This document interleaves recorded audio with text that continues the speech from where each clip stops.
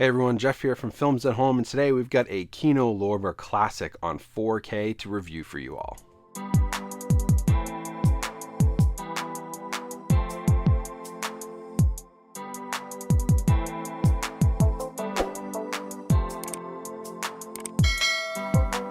Hey everyone, thanks for coming back to the channel today for this review. Today we're diving into the Taking of Pelham 1, 2, 3 on 4K from Kino Lorber. This is a newer release from the Kino Lorber line. They've been doing a bunch of great work with older studio movies like this, in this case an MGM movie, which they've done a ton of, and they had previously released a Blu-ray version of this film, which I also owned in my collection, so I'll be able to do a direct head-to-head from their Blu-ray release and how it compares to their new 4K release. So real quick on the movie itself, this one is really good. If you haven't seen it, it is like classic 1970s thriller, and it has some of my favorite actors, including Robert Shaw, who plays Quint in Jaws.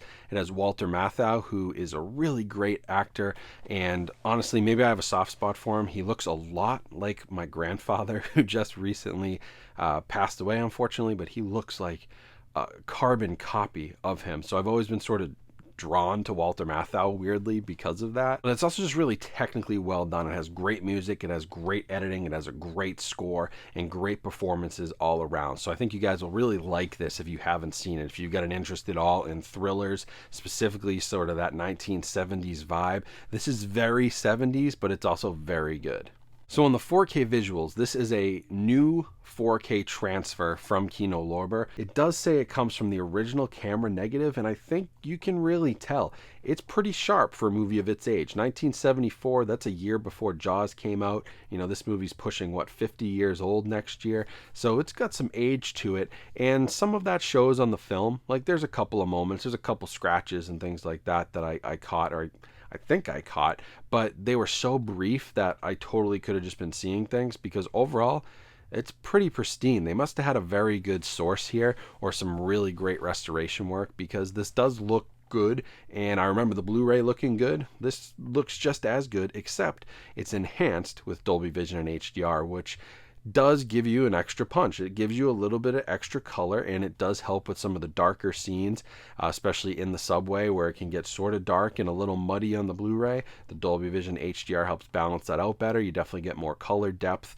which is great, more shadow depth. Like, all of that really enhances the picture. I will say, if you go head to head with their 4K scan on the Blu-ray, it's pretty close. The HDR is the big difference maker. If you're not such a fan of the HDR color grading that's done on a lot of these releases, maybe you just don't like the way they look, which I think a lot of people have an issue with, you may be okay sticking with the Blu-ray. That Kino Lorber Blu-ray is very good, but this 4K release is better. So it comes down to budget. Like, if you've already spent a good chunk on the Blu-ray and you don't want to upgrade, that's one thing. If you've never bought this movie before, or you have the really old Blu-ray release from MGM, then this is 100% worth upgrading. So it'll come down to your budget. It's very close to the Blu-ray in a lot of areas, but I do think the HDR and Dolby Vision gives it just that next step up, plus the fact it's true 4K resolution just looks really sharp. It's the type of sharpness with film grain that you can really only get in 4K. So your 1080p is going to be a little bit grainier and not as finely detailed, because it just doesn't have as many pixels to work with. Now for the audio on this, you have a couple of options. You get a DTS HD 2.0 track and a DTS HD 5.1, both high definition lossless audio, which is great. I always go with the 2.0 because for a movie of this age, that's going to be more authentic. That is likely much closer to the original audio, and I really liked it. It packs a pretty good punch for only a 2-channel track. If you want a little bit more surround activity, you can go up to the 5.1. I think it's a little bit of a revisionist type deal. Like, I didn't like it as much. These movies, just the way they were shot and the way they were mixed, like, everything is kind of front heavy. So with the 2.0, you kind of get all the dynamic sound coming out of your two front speakers anyway. You don't really need the surrounds. So to break that up into 5 speakers, I almost felt like I lost a little bit of that sort of dynamic feel. Like, it wasn't super powerful spread across 5 speakers in the way that it was spread across just the 2. I think it was just mixed better for that front channel stereo track. So I went with the 2.0, but it's great that you have both options. It's always nice to be able to have like the purest option and sort of the the surround sound, home theater fanatic option. You can play around with them and see which one you like. Either way, they're both very good. It's the same as what was on the Blu-ray. I believe it's the same that was even on the old Blu-ray from like 2012. So nothing was really changed there, but it's never needed to be changed. It's pretty solid, and it's not like an Atmos or any upgraded track would have made a real difference here given its age. I have seen other movies from this time period, like Jaws does sound great with an upgraded audio track, but this was not Jaws. Like, big movie, yeah, fairly big, but it's not Jaws. I don't think it probably even had the elements to do that, and getting the original 2.0, however that was transferred over from the original elements is really good. So I give Kino Lorber props. They didn't screw anything up, I'll say, which is always good, and they gave you multiple options. So no issue. Dialogue is going to be clear. Music sounds great. Big highlight of the movie is the music, and I think you'll enjoy it no matter which version you listen to. But personally, I'd go with that 2.0 DTS HD. I think that's the better option. Now for the packaging, you do get a slipcover. Not sure if they're still coming with slipcovers because I got this a while back, but you do get a slipcover with the artwork that Kino Lorber has also on the inside. Same artwork they used for their Blu-ray release. On the inside, you get the Blu-ray and the 4K copy. No digital copies come with Kino Lorber. And then the special features are ported over, but they include an audio commentary by Pat Healy and Jim Healy, and a couple of other film historians, Steve Mitchell and Nathaniel Thompson. You've got the Making of Pelham 123, which is a vintage making of featurette. You get 12 Minutes with Mr. Gray, which is an interview with actor Hector Elizondo. I don't know if I'm saying that right. Elizondo. An interview with the editor. Very interesting if you're into film editing at all, because the editing in this movie is great.